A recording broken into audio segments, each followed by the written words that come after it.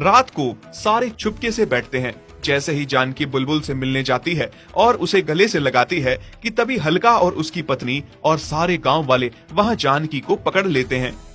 डायन बुढ़िया, मुझे तो पहले ही शक था, अभी रंगे हाथों भी पकड़ लिया। ये क्या अम्मा, मैंने तो आपको भली समझा था।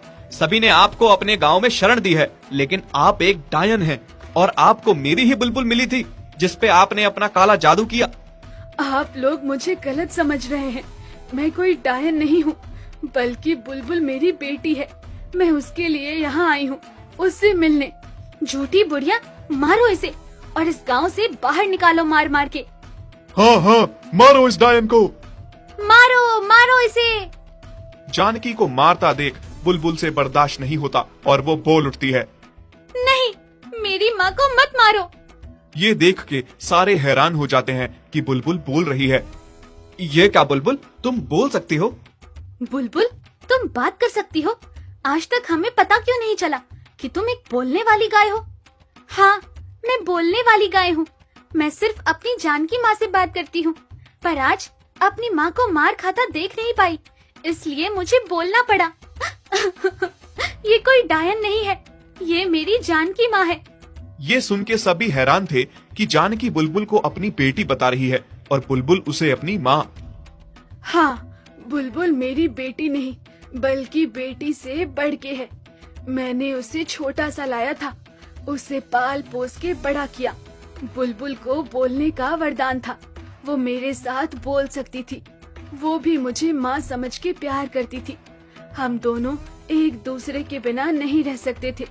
मैंने बुलबुल से वादा किया था, उसे कभी खुद से दूर नहीं होने दूंगी, हमेशा उसके साथ रहूंगी। पर मेरे सौतेले बेटे और बहू ने मुझे अपने ही घर से निकाल दिया। और पैसों के लालच में बुलबुल को आप लोगों को बेच दिया। इसलिए मैं यहाँ बुलबुल के पीछे पीछे आ गई।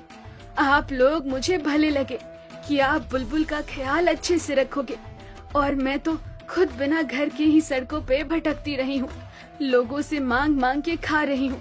बुलबुल को कहाँ रखूंगी? जानकी माँ सच कह रही है। मैंने सोचा बुलबुल आपके घर में रहेगी और मैं बुलबुल के सामने रह के उसे देख सकूंगी और बुलबुल को माँ का प्यार दे पाऊंगी। कितना गलत सोच रहे थे हम आपके बारे में। हाँ माँ जी, मुझे माफ कर दीजिए। मैंने आपको कितना गलत समझा। एक माँ बेटी का प्यार न समझ पाई मैं।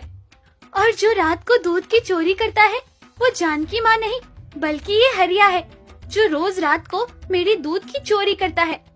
हाँ, मुझे माफ कर दीजिए। सारे मिलके हरिया की खूब पिटाई करते हैं। फिर हल्का और उसकी पत्नी जानकी को अपने घर में माँ बना के रख लेते हैं। इसके बाद जानकी हमेशा बुलबुल के पास रहती है। दोनों माँ बेटी एक दूसरे के साथ बहुत खुश थीं।